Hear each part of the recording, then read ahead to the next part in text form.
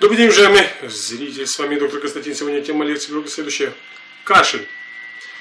Банальный кашель может стать, скажем так, неизвестной причиной, неизвестной болезнью, которая причиняет дискомфорт человеку, а человек вроде бы лечит бронхи, легкие, верхние дыхательные пути, грешит это на насморк, на ОРВИ, на коклюш дети. Но, увы, кто-то на бронхиальную астму и заболевания легких. Но, увы, не всегда кашель относится к дыхательным, то есть к очистке дыхательных путей. Вот мы читали как-то лекцию, многие так и не поняли ее, очень много мы дизлайков получили. Но это нормально, в принципе, я на это всем нравится, я здесь не собираюсь, чтобы елка там. Но, вы знаете, как мне преподавали, так и я вам преподаю. Мне преподавали так, что бывает кашляют почки. Все скажут, ну как это, как могут кашлять почки? Посмотрите, как внутренний канал меридиана проходит. Смотрите, что он контролирует. И иногда бывает энергия поднимается по внутреннему каналу и выходит. Хорошо, что выходит через кашель. Бывает кашляет сердце при заболевании. Важно знать, уважаемые зрители, когда человек либо ребенок кашляет, всегда нужно спросить, чтобы он показал, где начинается кашель, откуда боль кашля исходит. И вот бывает парадокс. Некоторые показывают область почек, некоторые показывают, в моей практике не раз был, мочевой пузырь, орган кашлял.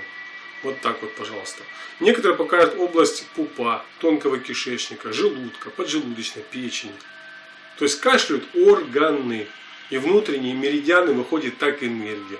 Потому мы здесь банально не стали рассматривать, что кашель это все-таки что очистка дыхательных путей. Мы вскользь прошли, но мы подсказали, уважаемые зрители, почему? Потому что консультация от человека это настолько тонко нужно подойти, проконсультировать. Почему? Потому что многие люди не понимают даже, что консультация может раскрыть даже причину вашего заболевания, либо корень, либо что нужно на первое обратить внимание.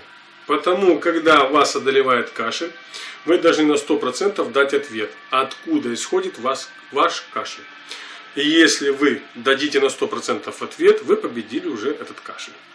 И тот орган, который что проявляет кашель. Вот тяжело, когда этот кашель уже хронический, тогда да, уже хронически состоявшееся заболевание. Тут уже нужна диагностика 12 меридианов, и нужно смотреть, в каком состоянии меридианы, которые и контролируют и дыхательные пути, и весь желудочно-кишечный тракт, и все внутренние органы. Здесь состояние тройного обогревателя нужно знать, меридиана легких. Тут практически все, насколько мне память не изменяет, 11 меридианов из 12 все контролируют внутренние органы. Потому диагностика 12 меридианов при состоявшемся хроническом кашле, как у детей, так и у взрослых, обязательно.